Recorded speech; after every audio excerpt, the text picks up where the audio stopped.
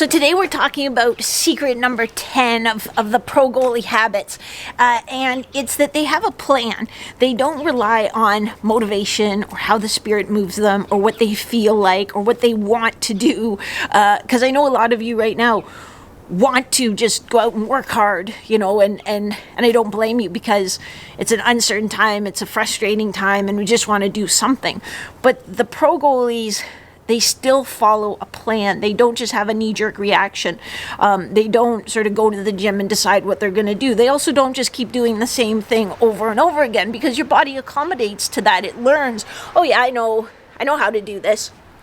I've been doing this for the last 5 weeks, 6 weeks. I know what it is. So there's a progressive overload. It's built around all the other secrets we've talked about. Compound movements, generating strength at length, working on mobility, not flexibility. All those things are incorporated in. So we're going to chat a little bit about, maybe we'll go into the chalkboard and we'll chat a little bit about the different elements that need to be in your training, and specifically what should be in your training right now. So we can't train like it's July, because someday it'll be July, and that's when we need to do that max strength work. So I'm going to talk about what you should be doing right now, and then kind of where you go from there. So let's head into the chalkboard and get some work done. So we're talking about how pro goalies have a plan.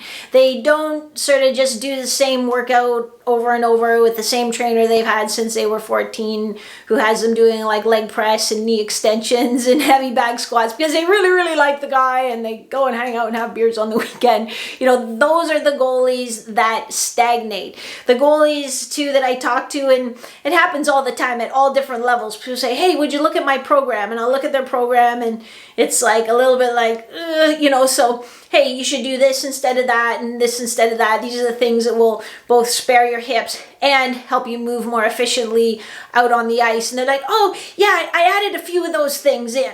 Like, again, like it's a smorgasbord. Like you just like, oh, I'll put in a bit of this and a bit of that. No, like you have to follow the system, and it doesn't have to be my system, but it has to be a system that is always asking the question, how does this help me on the ice? How does this help me specifically be a better goalie? And if you don't, have the science background, physiology, and the anatomy background to answer those questions in depth, not just, oh, it makes my legs stronger, then you need to find somebody who can, and then just follow their plan. So that's what we're talking about today. Over on YouTube, we'll do our deep dive. I'm going to go through and sort of reverse engineer your off season. Especially this year, it's a little bit funny because we've all been plunged in to the off season like now. So I'm going to reverse engineer the phases of your off season, but then I'm going to come back. I'm going to finish by just talking about what we should be doing right now. And that's where we'll bring IGTV back in, and you guys can just see like what's right in front of you and you don't have to worry about all the other details. So here we go. So let's say you're going to be back skating with your team or in tryouts or whatever it is around the 3rd week of August. And let's say we're roughly around the 3rd week of March. So that gives us 5 months. So let's look at it this way. Let's look at it month 5, 4, 3, 2, and 1. We're going to go through each of these. The Instagram people are just going to come in for one because they're not thinking ahead. So phase 5 will be sort of the phase before we get on the ice, heading into trials, heading into training camps. And again, it might look kind of different. Who knows? 6 weeks from now, it might look completely different, and I'll do another video. But let's just go with this. Well, our emphasis here is going to be power. And what I'm giving you today is a really basic periodization model. So goalies in the Turning Pro coaching program, or pro goalies that I've worked with for a season or two, we use a different kind of periodization because that's where they're at. But for most of you, and if you don't know, like, oh yeah, I know what my periodization cycles are, then this will be a huge leap forward for you. So in this one, in the power phase, our emphasis is on rate of force production, and rate of force production the way a goalie needs it. We might, and especially if you're a younger goalie who's looking to go to college or play junior, we might do like barbell cleans in here, partly because it builds rate of force production, but also because when you go to college or junior or pro, that's probably going to be in your program, and you should know how to do those exercises. But more than that, we're going to work on, quick single legs, deceleration, acceleration. We're going to work on power and agility movements. So it'll be like short response drills, maybe like 6 to 10 seconds max of a drill, but really using great quality to execute some of our frontal plane movements, some of our vertical agility. For stamina, it's going to be a lot more goalie specific stamina. So, including vertical agility, including frontal plane, static hold, and there'll be, the work intervals will be anywhere from 10 seconds to 30 seconds. Sometimes we'll do survival training, which is really nasty, and it'll get a little bit longer. Actually, more of that will come in phase 4. So we'll kind of 10 to 30 seconds of work with maybe 10 to 30 seconds of rest for X number of repetitions. And again, it depends quite a bit on the level you're at now, what level you're playing at, and where you're coming from. But that's going to be the emphasis. So for serious goalies, that's going to be strength training at least 4 days a week. Then, and so usually a split routine, upper body, lower body. On the upper body days, we're going to also do our speed and agility training. On the lower body days, we'll do our stamina training. We'll probably have a day that's really kind of a pure prehab day in there. And yeah, at least one day off. Month 4, so this would be kind of July for most of us. This is going to be max strength. But max strength the way a goalie needs it. So not a power lifter. We're not really worried, well, how much can you straight bar deadlift? How much can you back squat? Because we get to a point where I'm strong enough, actually. I'm not a football lineman. I don't have to push another 300-pound Bubba, out of my way to play my sport. You need to be strong enough. You need to be durable enough, but you don't need to be, outrageously strong. I'm not saying you don't need to be strong. You don't need to be outrageously strong. So we get to a point where, if guys in the gym are hex bar deadlifting 400 pounds, it's like, okay, what's the risk reward here? We can keep going and we can risk this goalie injuring their back doing deadlifts, or we can find a different way to challenge those muscles. We can go into a single leg deadlift where we're lowering the load on their back, still keeping the load on their leg, but also building hip stability at the same time. Wow, that sounds really great, doesn't it? So that's how we approach max strength. We'll have a lot of speed and agility work. Again, getting quality, getting mixtures of patterns, so it's not just, we're going to go in the ladder and move our feet quick, but we add, different patterns to our movements. Maybe that's a response to a visual cue. Maybe, if I hold up 5 fingers or an odd number of fingers, you're going to do this pattern. If it's an even number of fingers, you're going to do a different pattern. So there's some cognitive element to it.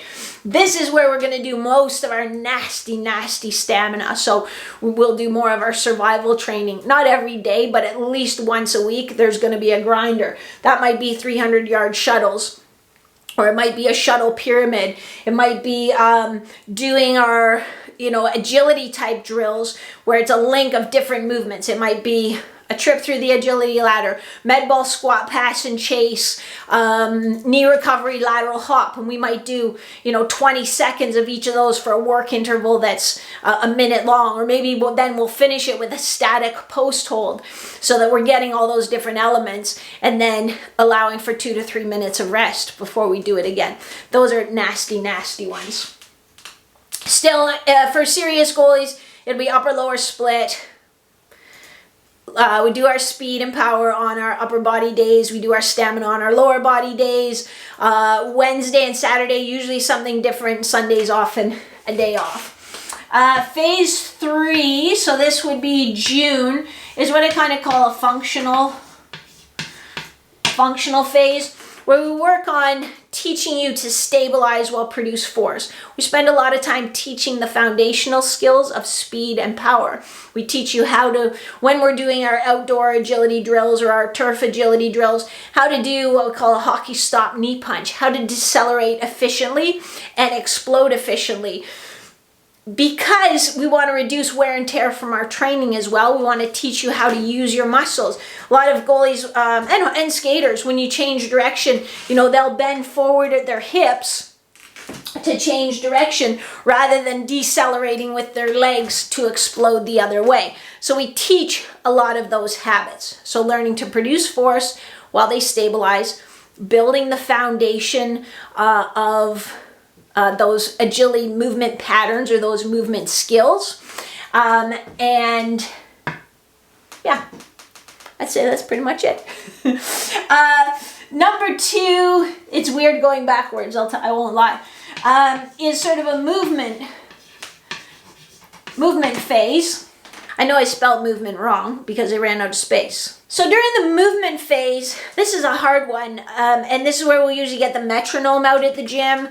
We set it for a 1 second beat because there is a lot of slow eccentrics in here. The reason we use slow eccentrics is because that gives stimulus to the connective tissue to make the connective tissue stronger. I think when we skip this and we just start making the muscles stronger and stronger, and this is based on my experience working at the sport medicine clinic, we can jump right into our regular training and our muscles get stronger and stronger, and then 4 to 6 weeks down the road, now our athletes start to get some tendinosis and some pain in their shoulders or hips or back because the muscle got strong faster than the connective tissue, faster than the tendons, which are what attach the muscle to the bone. And now we've created a weak link in that tendon. So now we have to get a yellow light, ease back on our training, modify our training to look after that.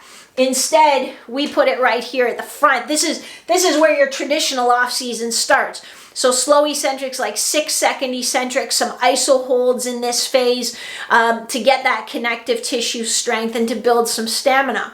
We also build our stamina foundation in here. So doing things like soccer field shuffles or shuttles, so run, shuffle, just to get our hips moving in different positions, get us used to a bit of running movement like that. We might start with our shuttle running again, but just 100, 200s, that kind of thing. So that's our movement phase. This is where our typical off season starts. So what should we do right now? Let's bring IGTV back in and we'll go over exactly what we're going to do.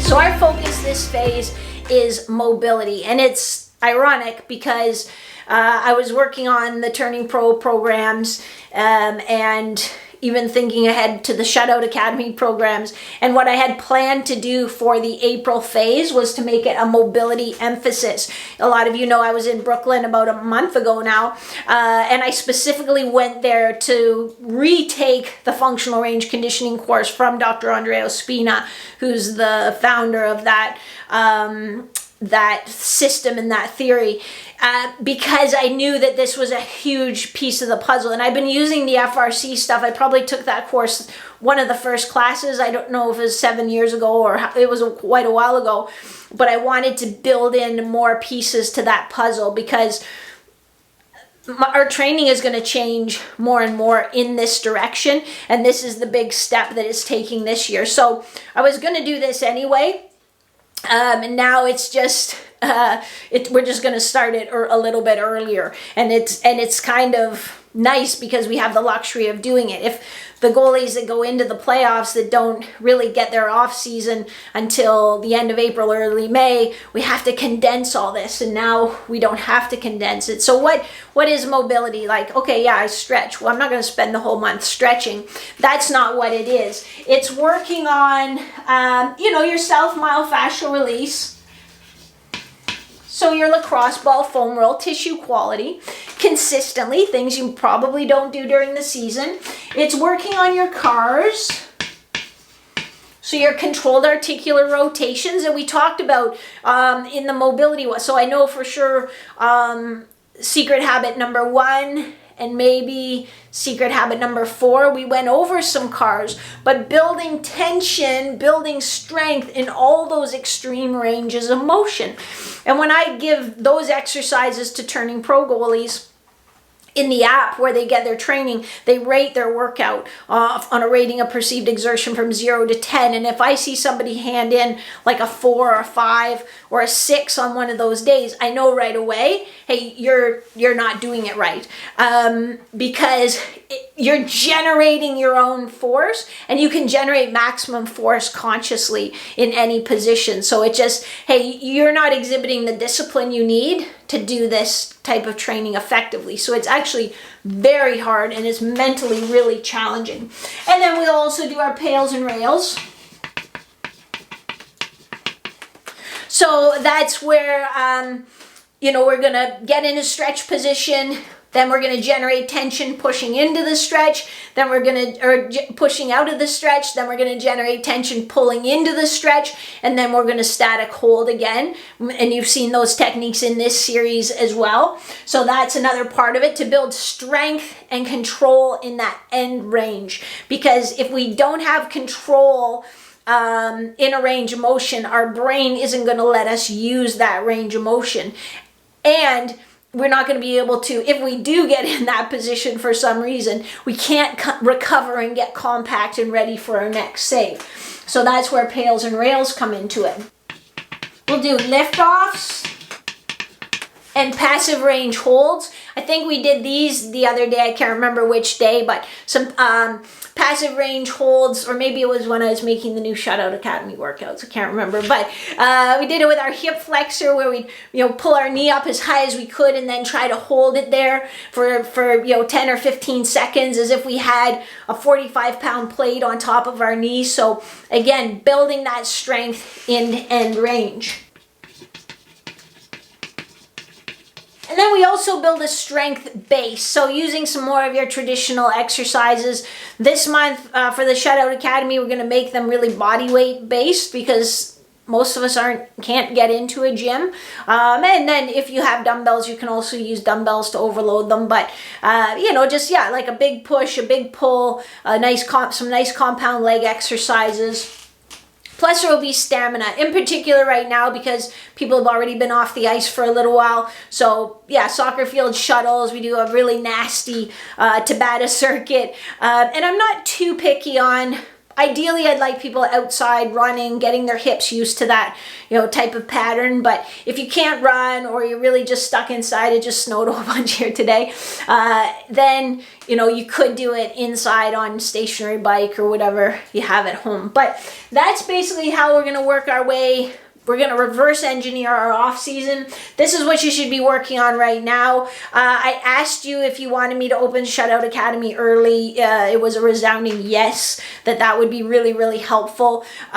So I will do that. I've got to get it all organized. I will still offer a 30-day trial for only $1. So make it really easy for everyone to stay on track. With that, I'll post on social media once I sort of get everything organized and ready to open up and roll it. But I'll try to do it in the next day if I can get it pulled together in time. So that's what we're doing. Check social media, check your email. I'll send it out, all the details when it's ready to roll. Otherwise, don't forget to double tap. If you're watching on YouTube, give it a like, subscribe, hit the bell, and don't worry, this isn't the end of it. This is the end of our 10 secret rules, but I got more. I got more where this came from. I'll keep giving you stuff, keep things rolling. If you have any questions, email them to help@goalietrainingpro.com, and we'll answer them in the weekly live Q&A for you. See ya.